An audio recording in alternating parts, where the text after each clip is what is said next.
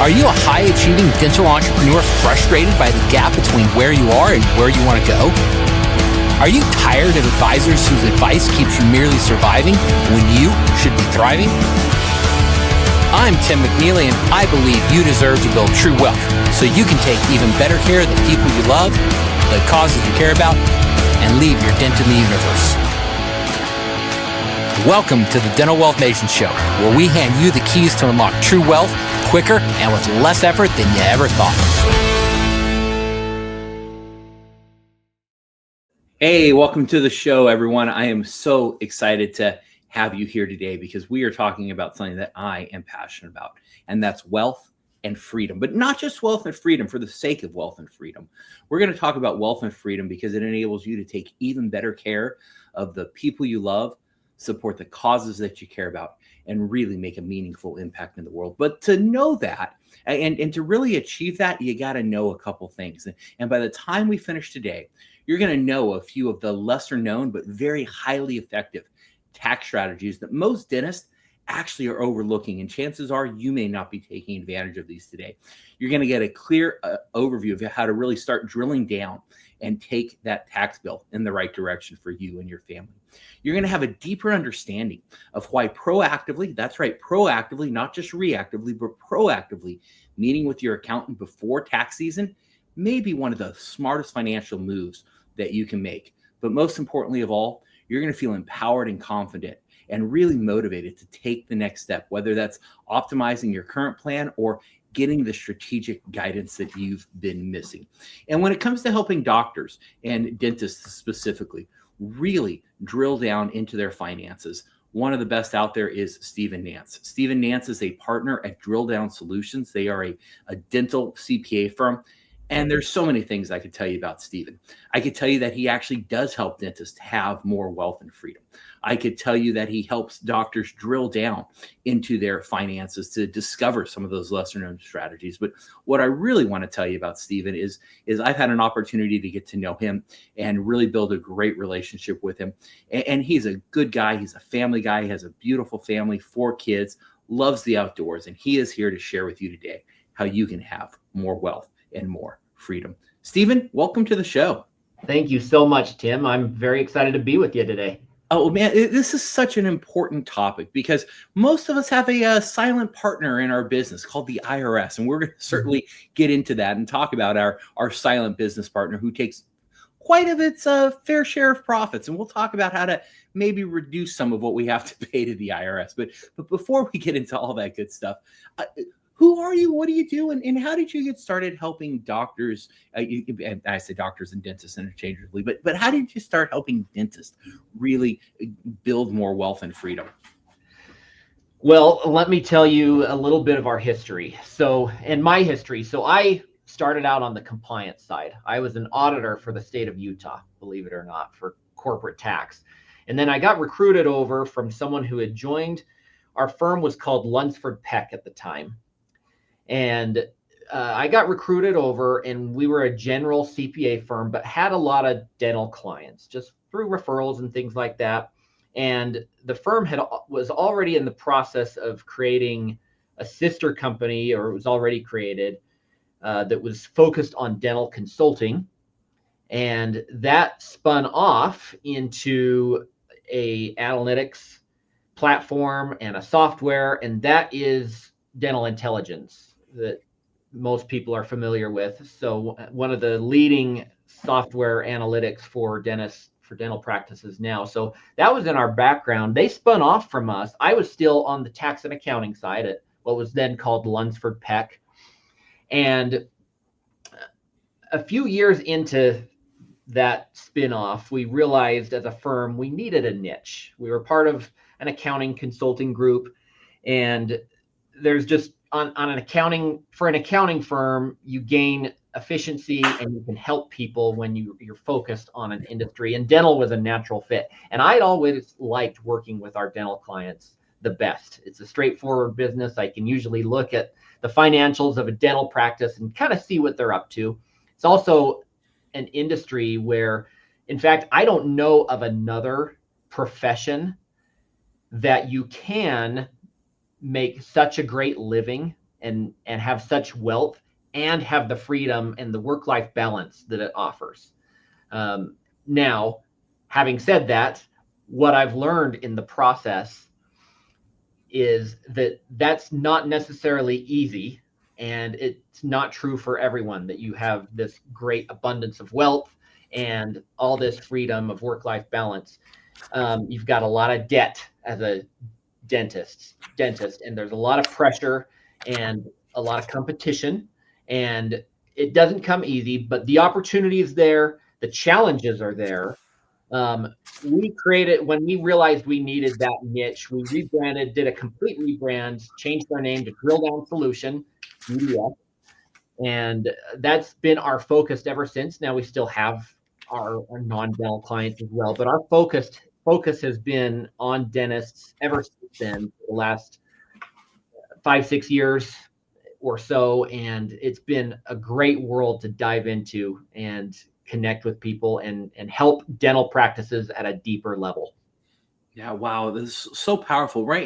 In seeing that opportunity to really, drill down. And I have a feeling I'm going to say that a couple times. I love today. As we talk about that, right? Niche is so much more than just a marketing strategy, and I think that's where a lot of people get confused. They hear niche and they think, oh, I just need to, only work with these kinds of people. But you hit the nail on the head when you said you can really start to understand the business when you drill down into something specific. And because a lot of doctors, and we were talking about this earlier, they're not necessarily taking advantage of a lot of strategies that are out there.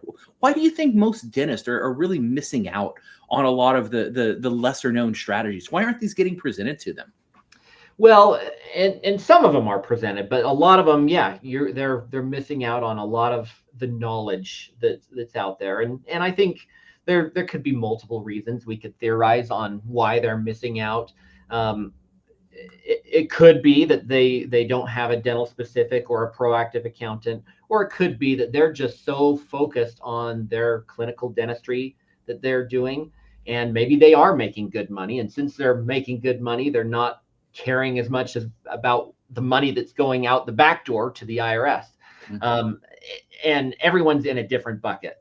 So it's hard to generalize, but there are a lot of opportunities. And I'll say this also, that dentists inadvertently pay more taxes than other industries or other business owners making similar incomes. And the reason why, and I hear this all the time, that a dentist will say, why am I paying so much in taxes? It doesn't feel like I'm making that much money. And you've probably heard that quite a bit too. And the reason why, the tax code inadvertently discriminates against you as a dentist for a couple of reasons. One, you've got a lot of debt. So as you have a profit on paper, and that's the number you're taxed on, your profit on paper, not all of that profit is available for take home. You've got to leave a significant amount in your practice just to keep the business running. Payroll has gone, all dental practices are feeling the pinch with the payroll struggle and keeping people and paying people. And it's not just that you've paid it and now you pay your taxes on what's left over. You're going to have more payroll. And so you've got to keep a significant amount of money in your practice to keep it going for the next year or the next period. And the other part of that is the debt payments. If you've got equipment or if you've got a practice loan, then you're making payments regularly. And a portion of your profit is going to make those payments. And that's not a tax deduction.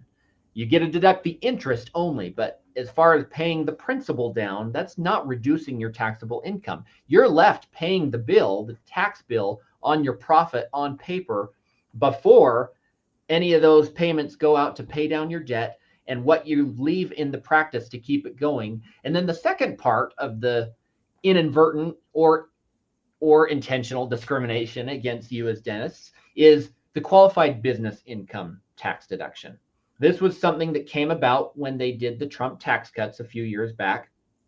They gave this new tax deduction. It's a 20% of your business income tax deduction. So effectively, your business income is only 80% taxable. However, it's not that simple.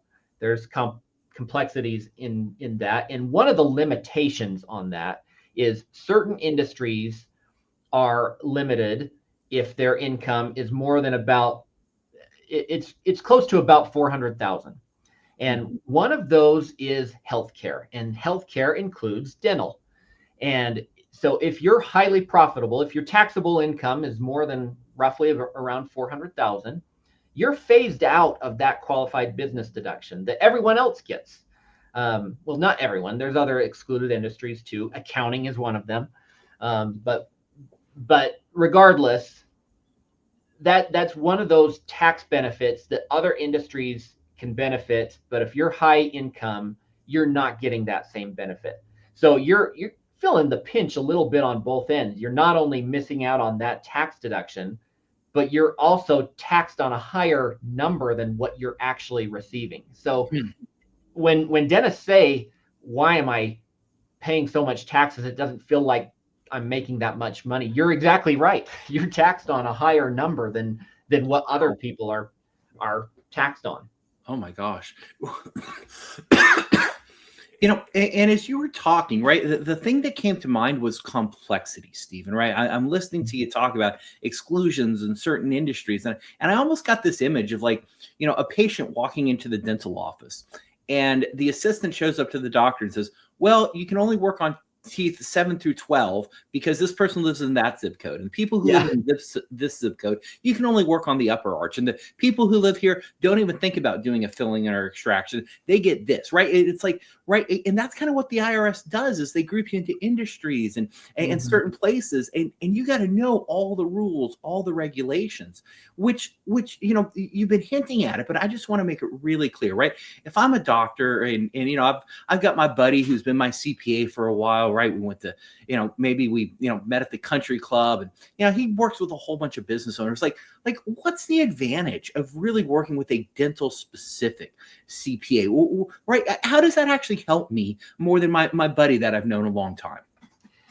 I think the biggest help is someone that understands what you're up against and what you're going through. Someone who not only knows the tax law, but someone who understands that, hey, you really are, this profit on paper number really is, even though we have to follow the law and that's what you're taxed on, but someone who understands that, yeah, you're really not making as much money as you are on paper, and things like that, and understanding the complexities of the industry and the qualified business deduction and things like that, and things that just might make sense to a dentist and what might not make sense when you're just kind of looking at things broadly just focused on the accounting and the tax rules. Okay, excellent. And I agree. That's one of the first questions I always ask a dentist when I'm getting to know them. And excuse me, I've been getting over a cold. As I'm getting to know them, right, I'm always asking, are you working with a dental specific CPA? Because to me, I see the difference every single time. I see the difference in their financial statements. I see the difference in their planning. I see the difference of the things they're taking advantage of. And we're going to go into some of those here. But, the other question I kind of had to mind, and this comes to, what we were kind of hinting at earlier, but you're talking about proactive tax planning. So is there a difference between, me showing up, meeting with my CPA, saying, hey, here's all my files, and getting the tax return back, versus actually really doing tax strategies? Is there a difference between preparation and strategy? Yeah, absolutely. So if all you're doing with your accountant is having your accountant do your tax return. If a client comes to me, we don't do any planning, and here's your information, here's your tax return, there's very little I can do in terms of helping you. And it doesn't matter who you go to. If you can go to the best CPA in the world, but if you don't do any planning with them, you just hand them the information and say, do my taxes, I hear you're great. If there's no planning behind that, there's not much that CPA, whoever it is, can do for you. When we're doing your tax return, I look at it like this: tax planning, let's let's be aggressive. Let's look at all the strategies we can do to lower your tax bill as much as possible, and talk through the risks related with that too, because because risk can come into play too. But when we're doing the tax return, now that's changed. Now we've got to report everything the way it needs to be reported. And there's a few things that we can do after the fact, some retirement things that we can do, HSA, but beyond that, at that point, you've got to tell it like it is and pay the tax. Wow.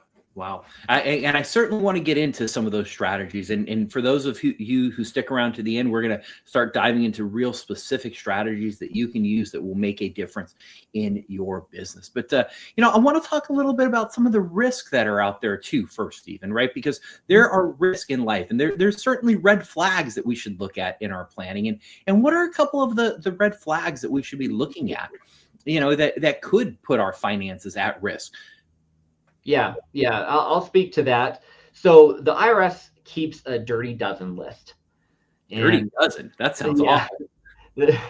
And they will call them tax scams or things that they're monitoring that they consider to be either fraudulent or scamish or things like that. These are the things, and then they have what they call listed transactions or transactions of interest, which means that if you participate in one of these things, you've got to self-identify. There's additional reporting that you've got to include with your tax return or send in separate from your tax return, basically raising your hand and saying you did this. And your chances of being audited at that point go up significantly. And so let me get this straight. If you've done one of these things, and you see it on the list, you're supposed to raise your hand and say, I did this, and you have to self-report on these things. That's right. And there's penalties if you don't. Wow. And then your chance of audit goes up. And if the IRS audits you and determine that deduction or whatever you claimed needs to be adjusted, the normal audit penalty is 20%. It's 40% in some of these cases. So risk goes up significantly. Now, I will say that doesn't mean we shouldn't look at these strategies. Some of them, I think if they're done right, they can make sense. But I'm also never trying to sell anyone on a strategy. And so if I'm explaining to someone here, if you do a captive insurance plan, or if you do a leveraged charitable donation, those are some of those things that could be highly scrutinized by the IRS. And here's what the benefit is if you do it. But on the other side, here's the risks. And let's talk through that discussion based on what your tolerance level and based on my comfort level of who I'm going with. Who you're going with with a captive insurance plan, for example, makes a big difference. If the captive insurance provider is not equipped to defend you in an IRS audit, you're going to lose that battle. But if they are equipped, then, and I know the ones that are and the ones that aren't, then it's very defensible. They've got attorneys backing them up. They've had precedents where they've defended their program with the IRS in the past. It is still going to be highly scrutinized, and you need to understand that. But if it's done right, it can work well. And then based on your tolerance, if you want to go for it, great. If you still want to be conservative and say, I don't like any risk, that's great too. I want to give people the information. I look at myself as an educator as much as anything else. So exploring the tax benefits with some of these strategies, as well as the risks, and then letting the client decide from there. And if we want to take it to the next level, then I'm connecting people with third parties and going from there. Interesting. So kind of what I hear you saying is, right, even though these strategies may make it on an IRS list, they still may be appropriate, because it really comes down to, are you abusing these strategies? Are you using them in legitimate ways? almost kind of like medication that gets prescribed, right? You can have medication that has wonderful uses, right? Painkillers. If you just got out of surgery, like you want some painkillers. But if I'm popping them every day for other reasons, well, now that's abusive. And so it sounds like that's kind of similar to what goes on is how are you actually using these strategies versus abusing these strategies? And it sounds like it's the abuse that really gets you in trouble. Right. And it's the abuse. The abuse is all that the IRS can attack, because all these tax strategies are based off of tax law. So it's not just people lying about what they did and things like that. These are legitimate, for the most part, strategies based on tax law. But if it's not following the actual substance of the law and the economics of things, then it's abusive, and it's not following the law for its intended purpose. And that's all the IRS can really attack, if this is not really following the law the way it's intended to follow the law. If it is following the law, the IRS really, all they can stand on is the law. So exactly right. Just the comparison of a prescription and the side effects. And side effects are risk. Now speaking of risk, I gotta, can I confess something to you, Stephen? Is that okay if I share, if I'm just authentic and honest with all our listeners? I am on a tax extension right now, and I tend to extend my taxes every single year. And I do that because I get really busy, and it just, and I hit the ground running at the beginning of the year. So it takes me some time, and I like that extra time. And so I get on extension. Is that something that exposes me to the IRS? Do I become more risk? Do they say, oh, why is this guy on extension? Like what's going on there? Is this something, is it better to file it and not need it? Like talk me through how to think about extensions on taxes. Great question. And it's a question that comes up every now and again. So when you file, well, and there are some people that they have to file an extension no matter what, because they're waiting on K-1s from other sources, and they're just going to have to file an extension every year. As far as your exposure, whether or not you're on extension, the IRS has 3 years to audit you, and that's based on the original filing date of April 15th. But if you extend, the IRS does have until you file 3 years from the time you file your tax return to pull you for audit. So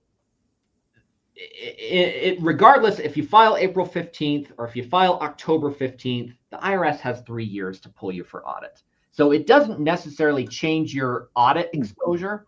Now, I have heard different theories behind that. And I think a prevailing theory is that if you file an extension, you have less exposure. I've heard that anyway.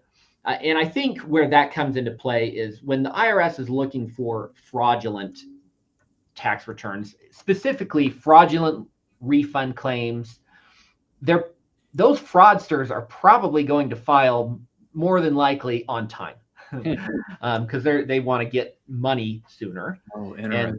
And so maybe there is a little bit more scrutiny on those early filed returns. But from that perspective, what the IRS is really looking for is identity theft and things like that. And that's not necessarily the same thing as audit exposure. And I don't know that there's really much you can do to mitigate that. And I'm thankful that the IRS is looking into identity theft, because that's not something I'm on board with. But as far as your exposure of being audited, it doesn't really make a difference, because the IRS has 3 years regardless to pull you for audit. So I can file for an extension and sleep well at night, is what you you're can saying. Sleep well at night. Now I will say the extension is to file your taxes. It's not to pay your taxes. So if you're anticipating that you're going to owe some tax, even if you file an extension, you've got to estimate what those taxes are and pay those by April 15th. Okay, so those are still due. That's correct. You can't extend the payment, but you can extend the filing. Yep, which is kind of at odds, because you don't know exactly what your tax is going to be until you file. So I usually recommend having a buffer and paying a little bit more than what you anticipate. If it ends up being too much, we can apply it to the next period or get a refund. If it ends up being too little, though, you're going to have to pay penalties on that difference. Okay, interesting. So, we've been talking about, freedom and wealth. We've been talking about, the importance of having a dental specific CPA. We just ran through a couple risk and red flags with the IRS. And this next part that we're going to get to here shortly is where I'm really excited. So we'll be right back after this break and see you here shortly. You're listening to the Dental Wealth Nation Show, where we give you the keys to building true wealth. Don't forget to like, subscribe, and share this with the friends you care about. Ready to level up? Grab a copy of my #1 best-selling book, Dental Wealth Nation, and unlock the secrets of building true wealth today. So we've been talking about, building freedom and wealth and really creating that in your dental practice. We've talked about how doctors actually overpay in taxes more than other professions. And we've been talking with Stephen Nance, the partner at Drill Down Solutions. They are a dental CPA firm. And this next part, Stephen, I am so excited to get into. But can we start talking about some actual strategies and tactics that can be implemented by doctors to help them build more freedom and wealth? Absolutely. So I'll start off with one that I mentioned, or a couple that I mentioned previously, starting with kind of those bigger high risk ones. So captive insurance is one. So for those of you who are not familiar with captive insurance, Section 83, subsection B of the tax code is where this is found for nerds who are interested. But the idea is when you're a business owner, you open yourself up to a lot of risk. And some of those risks you can manage by paying a third-party insurance company. And when you pay insurance for your business, that's a tax deduction. But when you don't fully utilize and you don't have enough claims to justify that expense, you're still paying that expense, but all you're really getting is the tax deduction. You're out the rest of the money.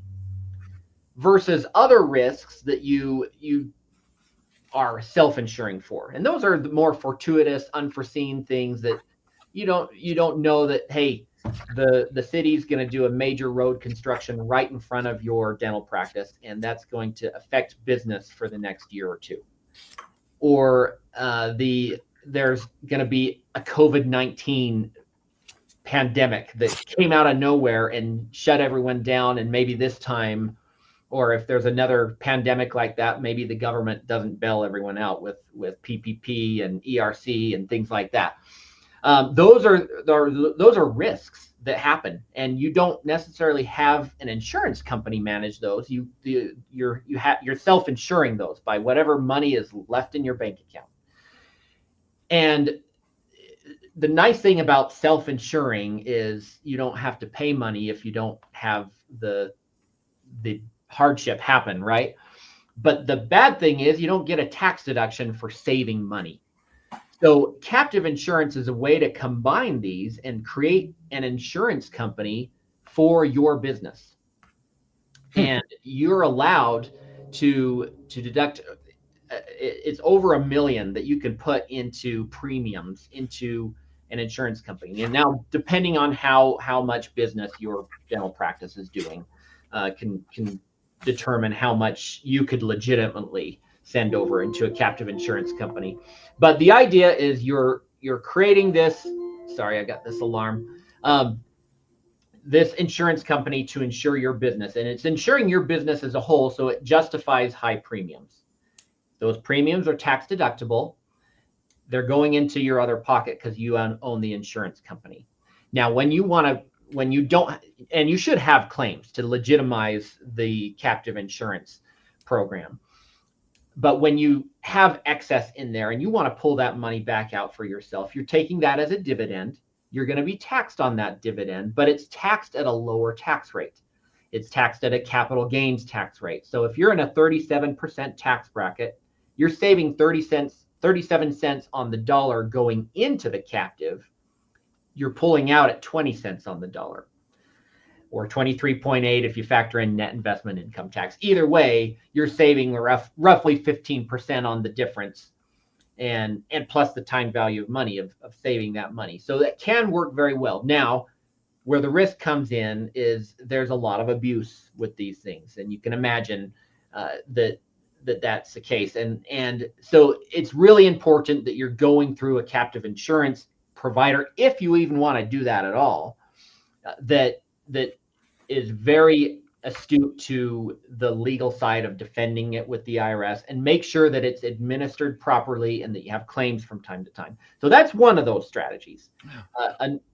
Yeah, go ahead. Well, and I was going to say, in with these, right, you talk about the abuse part, and I think this is right where a lot of people can get confused. So simple example, right? I live here in California. If I were to start a captive and maybe put hurricane insurance in there, do you think that would fly? Yeah, I don't think so. There's not too much risk of hurricanes in California. But maybe I could do earthquake insurance, which we have a couple out of here. So right, we're talking about, like, does it kind of pass the sniff test? And right, and setting these up, right there, are there more than one kind of captives, or you just set up a captive, or can you use them for different things in your practice?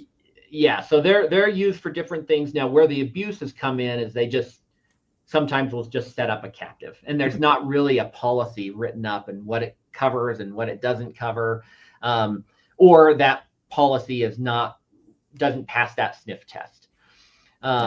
So when they're set up properly, there's specific policies that are all embedded in that. One that's really attractive to dentists is a warranty plan.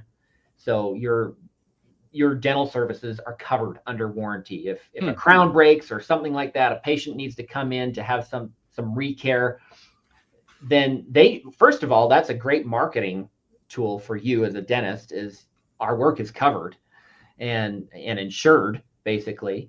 And then you can draw on your captive insurance company to cover that cost as a claim, and that legitimizes the insurance. So that's one of those strategies. Another one is leverage charitable. And this is one that, if you've heard of conservation easements, which have changed a lot in the past, the law has changed. So it's not exactly the same thing, but that's one that's been highly scrutinized. But one of the things that's came out of the way conservation easements have evolved is there are other similar strategies that still are legal. And one of them can be kind of the same idea, where you have land.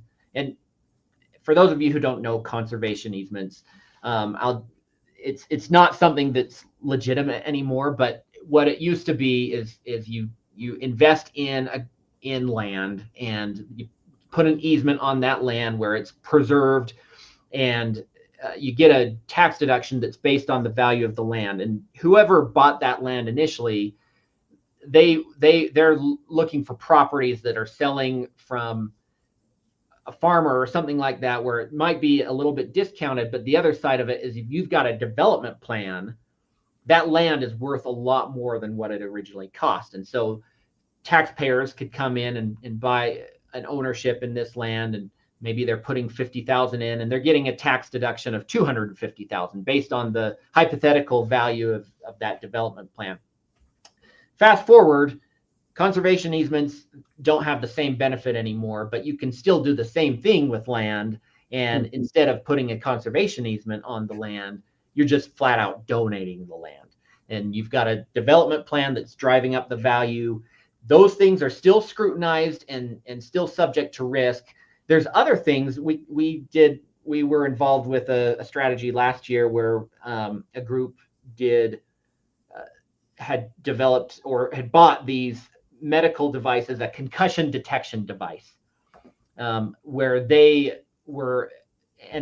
had a readily tradable value, but they got them at a bulk discount, and they were, or something to that effect, and they were donating these to groups like the YMCA, so a charitable organization.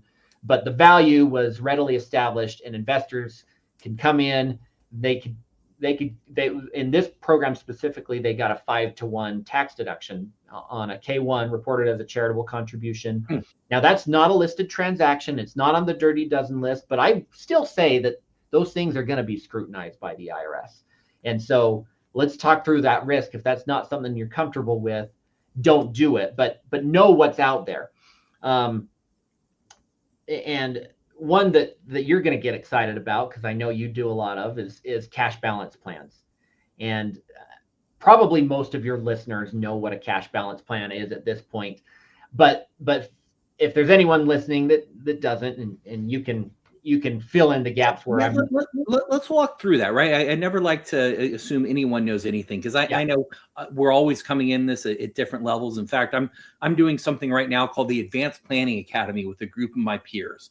And I've been in the industry a long time, and I think I know a lot of stuff, Stephen, but I've jumped in this group with my peers, and the very first session, I'm like, how have I never known this? And it's like my eyes were opened again. And so we're always trying to climb to higher and higher levels. And I know even me, there are things that I don't know out there. And that's why we're always working on increasing the education. So give me an overview, right? What the heck is a cash balance or defined benefit plan? What are these things? How do they, and more importantly, how do they help us create wealth and freedom in our practice and in our lives? Absolutely. So most people are familiar with what a 401k is. You can deduct it from your payroll. There's an employer match that the company gets to deduct. And all in all, if you're a business owner, you own a dental practice, you might be able to put away $50,000, $60,000 if you're on the higher end into a 401k between employee and employer contributions. And that's a tax deduction. That's great.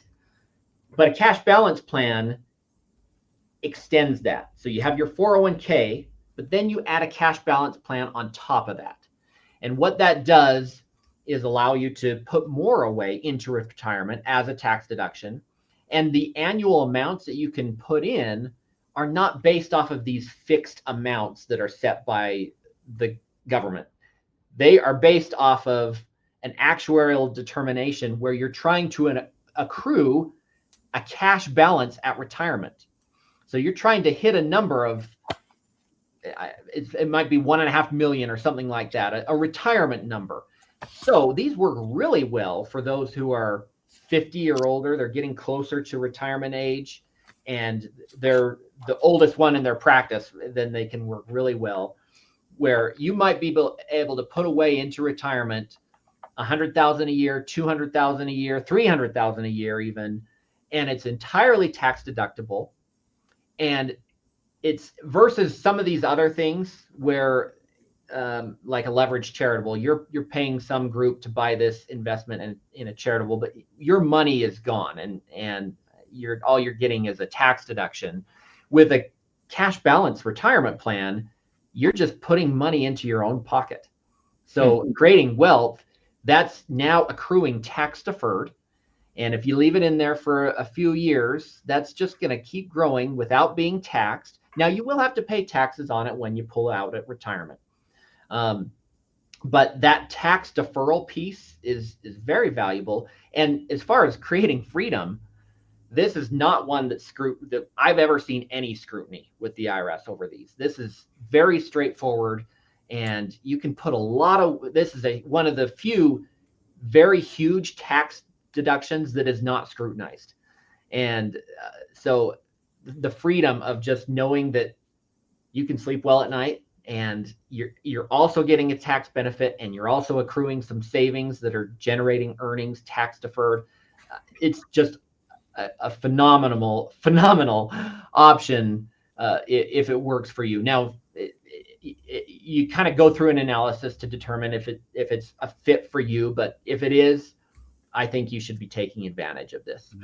No, both captives and defined benefit plans or cash balance plans. These are some of the most powerful tools available to you to do planning with it. And it's interesting because a lot of people talk about these. And in fact, I was invited years ago to write the foreword to this book called Becoming Seriously Wealthy, How to Harness the Strategies of the Super Rich.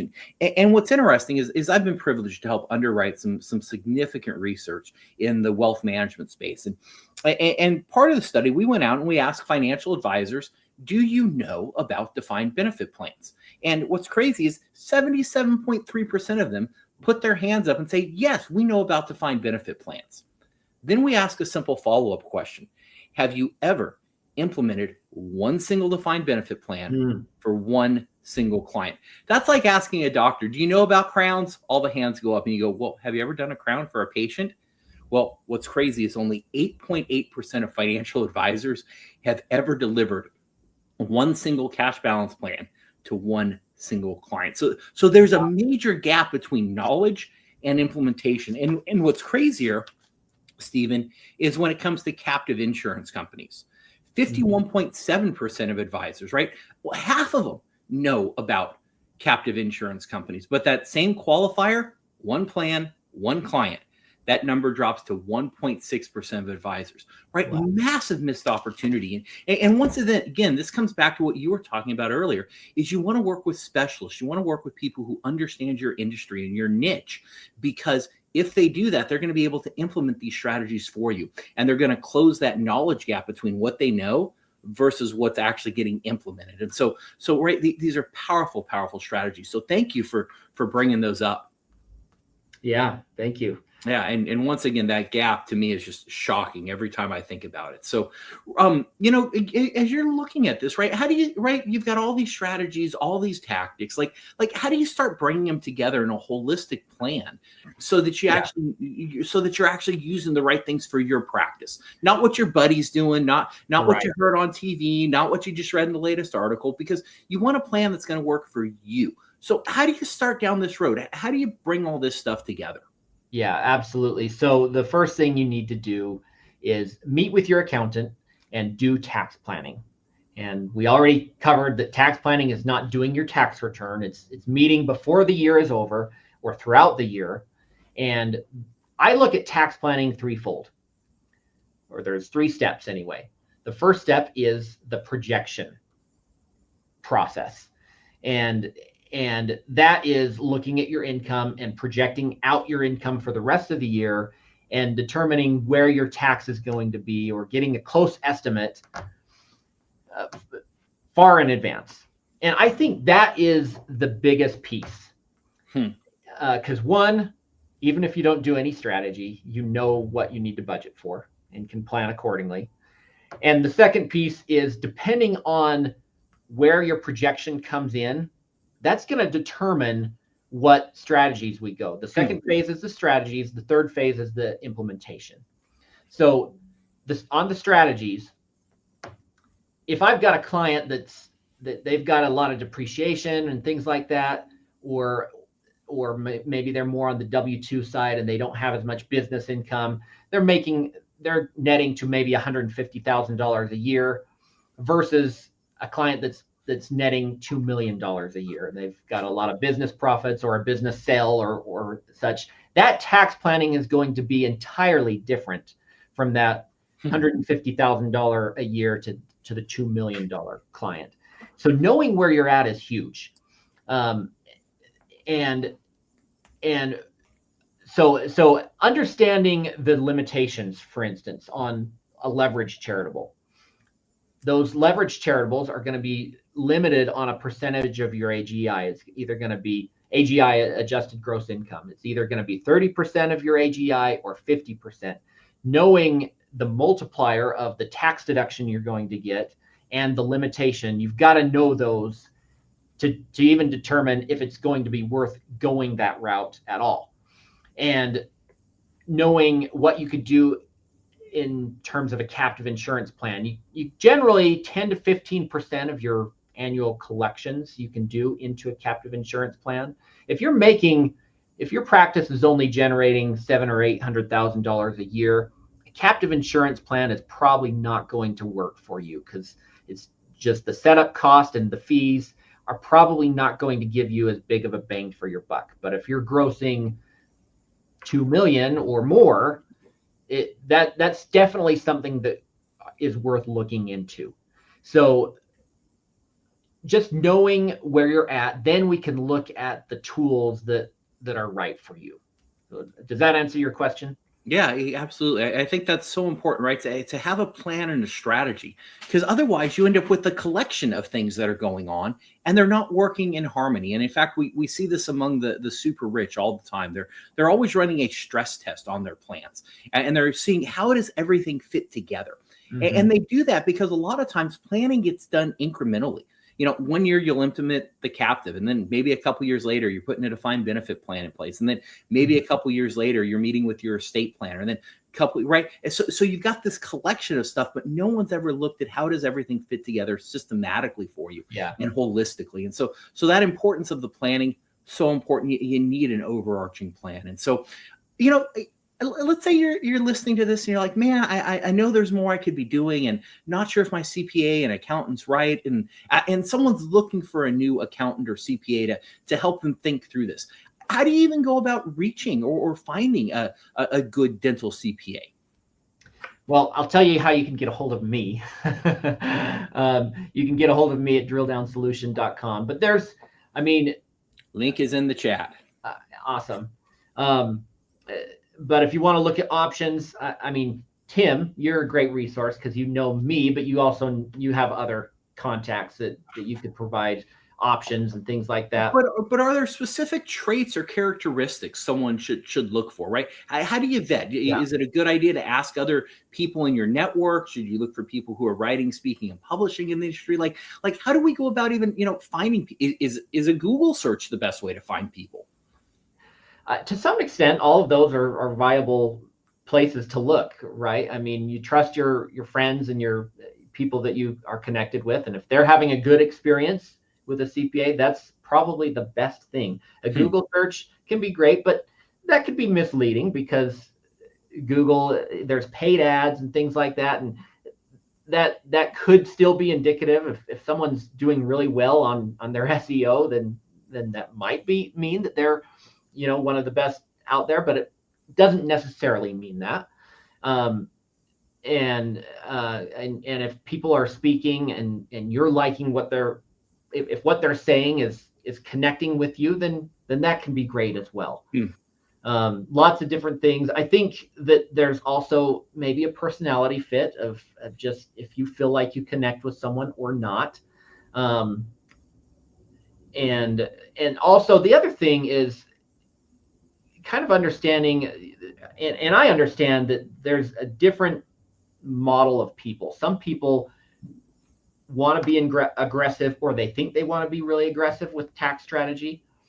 And then there's people that they just want to make sure they're staying out of trouble, right? And there's a good, healthy balance of those, where you're doing proactive planning, you're being exposed and learning about what you can do, but also the risks. I think a potential red flag is someone who's maybe saying you have to do this because what's the downside? What's the flip side of this? Why doesn't everyone do this? If you're saying I have to do this, why doesn't everyone do it? There's another side to the story, and I like to give a very unbiased approach to tax planning. On the flip side, you don't want someone that's not going to do any tax planning. I mean, you do want to stay out of trouble. You want to be legal, compliant, honest, all of those things. But you don't want to necessarily leave money on the table when you talk about wealth creation. And if you're paying at the highest tax rate, 37% federal, and state on top of that, if you're in California, high income earner, you're paying about 50% in taxes. And that's a lot for 1 year. But if you look at the effect on your wealth over a time span of 30 years or something like that, a career, the effects on wealth are astronomical. It's not 50% of your wealth that's gone. It's a much larger number. Yeah. Well, I appreciate you really bringing that out, and because one of the things I always hear dentists talk about is creating generational wealth, right? This is so important. People want to create wealth for their family, for the people they love, the causes they care about. They want to create that generational wealth for the freedom that it provides. And what's interesting, once again, got the data that we did the research on. But if you look at the rates of business ownership, right, that's how you create serious wealth. It's equity ownership in a business. In fact, by the time you get to people who have investable assets, not net worth, but investable liquid assets of $25 million or more, 88.9% of them have owned a business. Yeah. And so it's just shocking, right? If you want to create generational wealth, you got to do that through the ownership of your business and the piece that you're talking about, right? You got to be efficient with the money that you're bringing in. In the investment world, people talk about alpha, which is the outperformance that you get, but no one ever really talks about tax alpha. And tax alpha is that additional money that you can put in your pocket by taking advantage of the very things that you're talking about today, Stephen. So I just love this. Such an important conversation. And actually, I was just reviewing your website, and you got this great big button on there that says free consultation. When someone goes there, when they click on that button, when they get ready to talk to you, what are they going to get in that consultation? What do you cover for them? Yeah. Well, in my initial consultations with people, mostly I'm trying to get to know them and know what their situation is. I'm not trying to sell anything in that, at least in that initial meeting.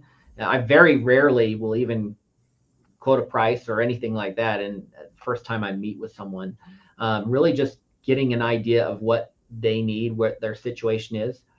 And then we'll meet again, and I'll get back to someone with a customized solution. Usually like to give people 2 or 3 different options. If we do work together, and if we don't, that's fine too. I'm happy to talk about your situation.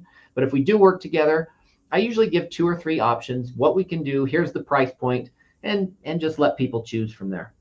Yeah, no, and I love that about you, right? The easygoingness of just working with you, right? We've had some shared clients together, right? We collaborate in a lot of the same places, and this makes a difference. And because I was just talking to another one of my clients, they had submitted a form online to do some research on stuff, and they called me up and they said, "Tim, I am now getting bombarded by these people trying to sell me something." And they said it's so awful.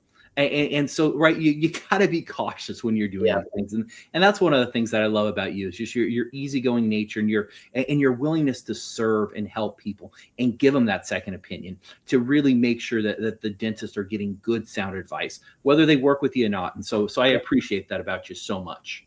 Well, thank you. Yeah. So is the website the best way to get a hold of you, or how do we get in touch with you? That's probably the easiest thing to remember, drilldownsolution.com. I'll drop my phone number as well, 801-225-8474, 801-225-8474.